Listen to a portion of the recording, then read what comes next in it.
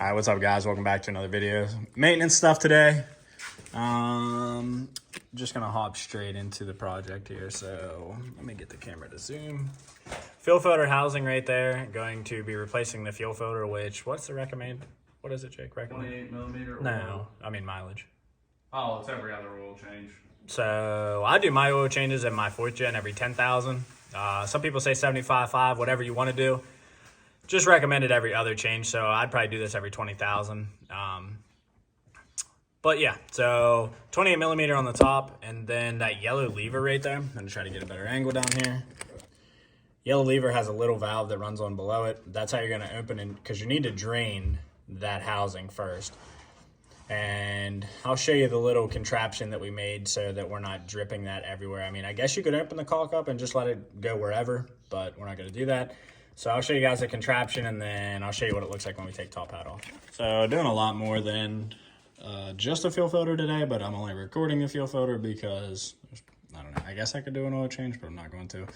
Then we're going to, my brother has a tool to where this will actually pump the brake fluid out so that we can get new stuff in, because it's pretty dark, smells pretty bad, probably has never been changed.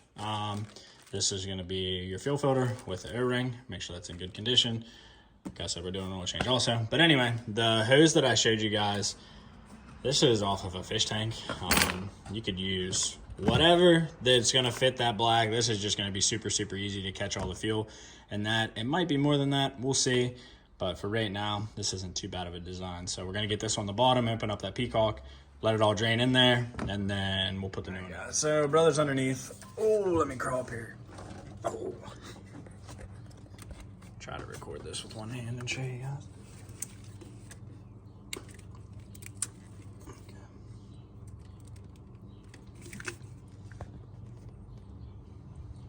You getting some?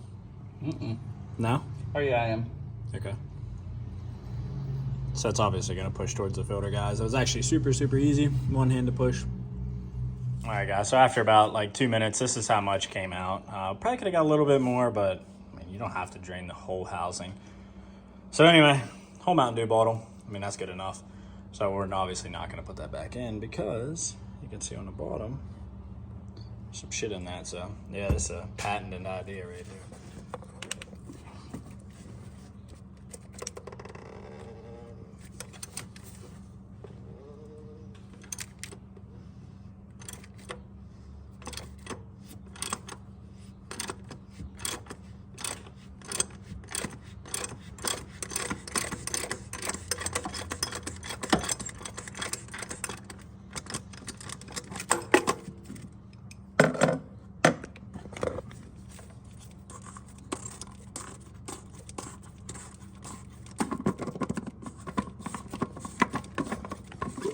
Alright guys, so got it out, showed you how to do that. So this is gonna pull out, but I would say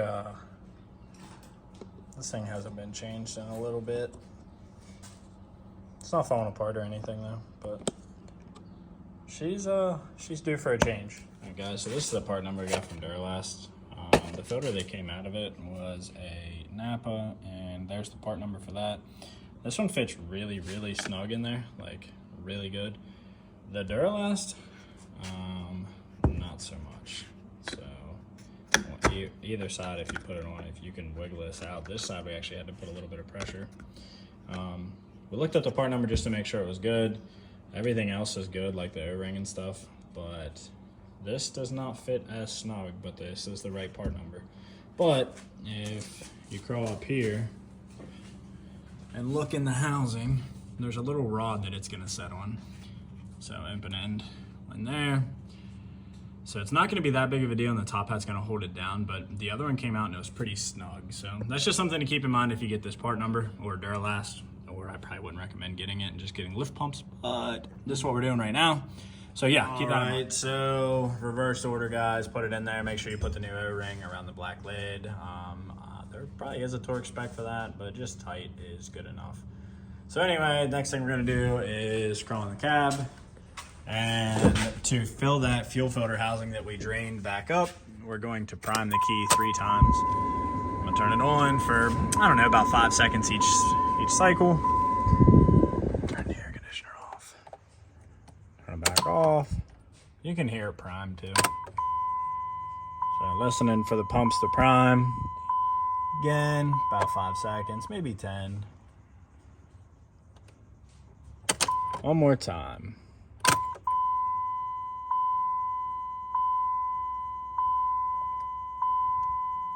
Back off, and then we'll start. Wait for the plug light.